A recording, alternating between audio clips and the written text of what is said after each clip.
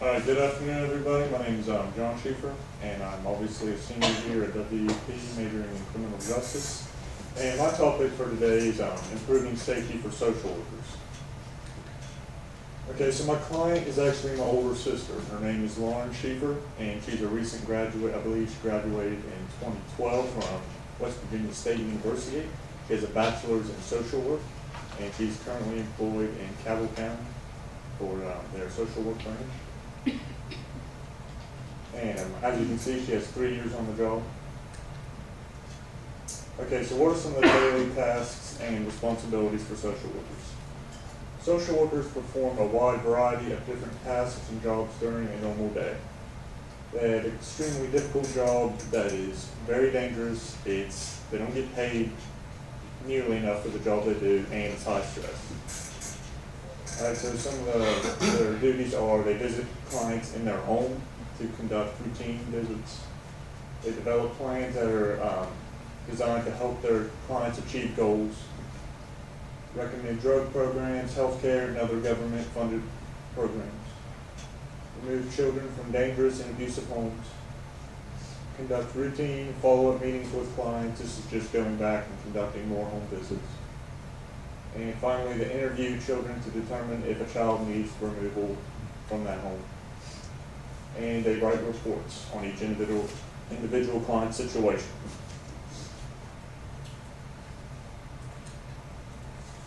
Okay, so we discussed numerous problems, but it all came back to safety for the actual social worker. I mean, she talked about drugs, like I said, high caseloads, but those are all going to come back to monetary issues. There's just not enough money to hire more employees. So I decided that instead of focusing on any of these issues, which are problems, to examine ways that we can improve social worker safety standards. And primarily, this is going to be done for my presentation today. I'm not going to focus on all the sources I used, just one. And that was from the NASW, and that stands for the National Association of Social Workers.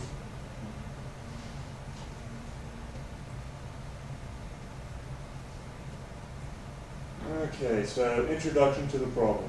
Individuals employed by social work agencies are frequently injured, threatened, and killed each year, and this is not just in West Virginia, of course, it's nationwide. An emphasis of this project was focused on examining recommendations, as I mentioned, from NASW. So kinds of violence include verbal threats, physical threats, stalking, batteries, murders, exposure to drugs, and just constant harassment. And then my client provided me with some recommendations. Okay, so prevalence of violence. So many of you probably don't realize how dangerous their jobs actually are, but when you look at statistics, I actually found that social workers' jobs are just as dangerous as, say, a police officer or a probation parole officer's job. So consider the work of New Hill. This is from a study done in 2003. Who surveyed over 1,500 social workers about violence on the job, with violence defined as physical assault, attempted assaults, property damage, or threats. New Hill's analysis led her to conclude that client violence is definitely not rare. 58% of the 1,129 respondents said they had experienced at least one violent incident in their career. So as you guys can tell from up here on my slide, high-risk occupations include criminal justice, which would be all forms of police and other forms of law enforcement, drug and alcohol occupations, child welfare, while moderate-risk occupations are mental health, social work, and family services. But my client is a CPS worker, which would group her in with the high-risk occupation. And she said that her job is the most dangerous because people simply don't like it when you take away their kids. So,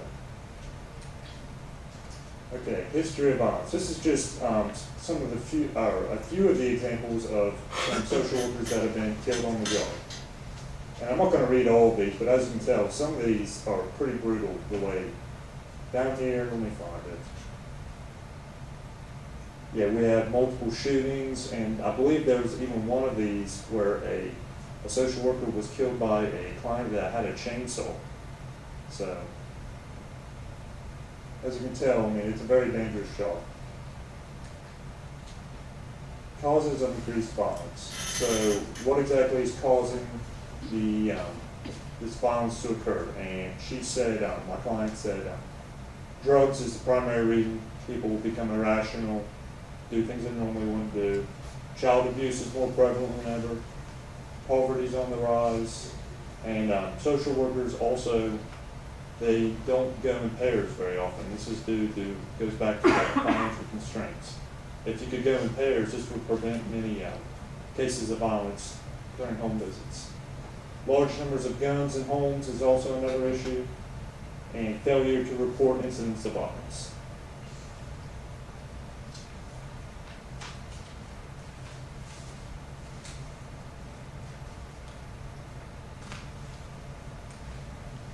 Okay, implications of violence. So what are some of the implications? My client primarily discussed how the burnout is high and turnover is also extremely high. And according to Harkey, this is one of the sources I use, an NASW survey found social workers in mental health, and child welfare fields reported feeling fatigued at 65% of the time, and psychological problems at almost 50% of the time. And they also had, many of them, I think it was 1 in 5, also reported sleep disorders. So some solutions, and this is where I was talking about the NASA or NASW's recommendations. And this source I used, it was a very large article published in, not sure what year.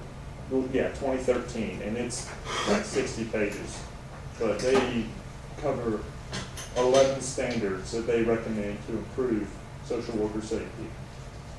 So standard one is organizational culture and of safety and security.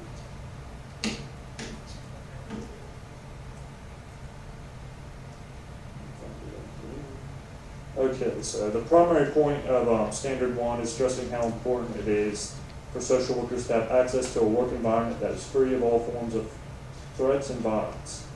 This culture of safety must be established by social work agencies, not the employees. So it's the employer's job to improve safety.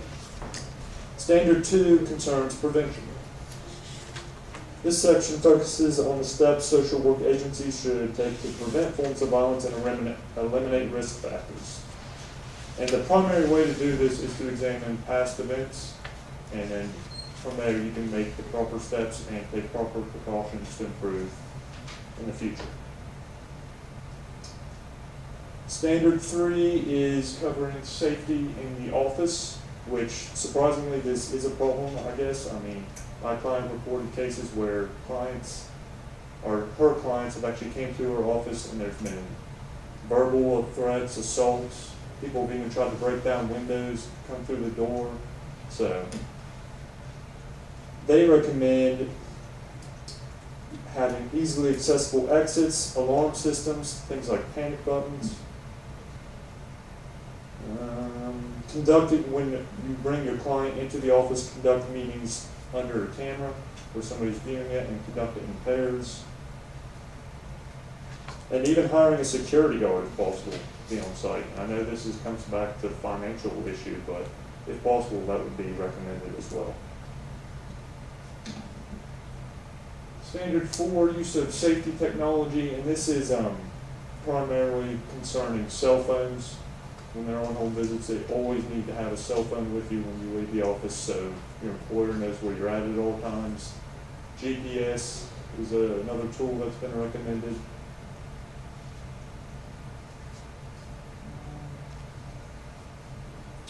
Also, my client discussed audio and recording devices so that they can record what their client says, so if they do make verbal threats, those are documented.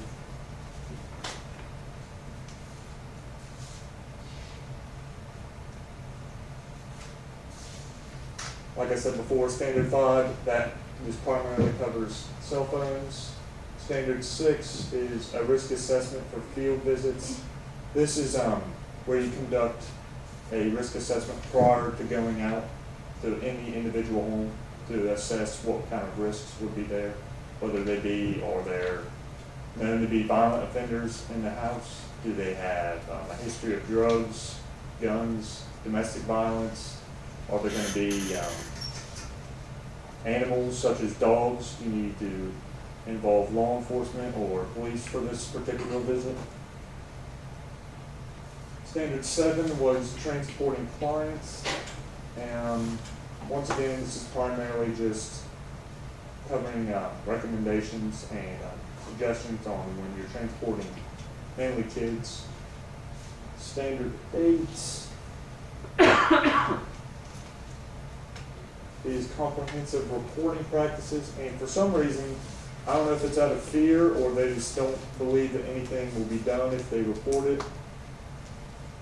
Many social workers, they don't report forms of violence that they've experienced, and I don't really know the answer to that or why that is, but my client discussed that as well.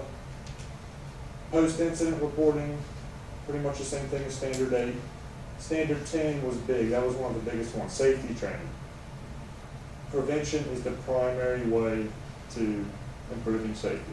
If you can have proper training, regulations, and procedures in place, safety and other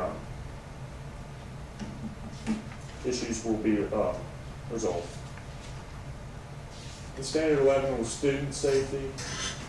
That was actually talking about having classes when social workers are still in college that just cover social worker safety. Okay, here's some conclusions or recommendations based on what I found in my client. So all agencies should establish written safety plans, always go in pairs when possible. This is when conducting home visits. Do routine safety training, carry cell phones, involve police for excessively dangerous home visits, use technology such as GPS cameras, recording devices, panic buttons, and identify risk factors prior to conducting home visits. And here are my references. Any questions? Of course. I have two, and I want to ask both of them. First of all, one of the standards was to increase reporting of any, or regular reporting. So if you encounter an issue, you report it. Did you talk about how maybe they could encourage that or mandate that, so each social worker knows, or each child protective service worker knows? So yeah, I guess part of it would be, if they have some kind of recording device, it would be there. But I mean, I don't know how you would really mandate or enforce that. It would be kind of difficult. Yeah, because you don't know that it happens. So Yeah. you can't say, well, you didn't fill your report out for us. But Yeah, I mean, you're in trouble. How would you? did you see anything, and this is just curiosity, anything, discussion about concealed carry permit or carrying Yeah, firearms? we talked about that, but many social workers are females, and I guess a lot of them are just uncomfortable carrying a firearm, which I don't understand. If I was a social worker, I would want to be trained.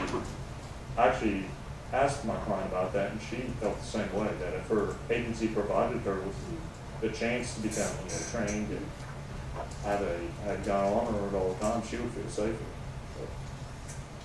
That sounds like a good Survey Monkey research project for the state of West Virginia, social Yeah, workers. because it wouldn't cost that much.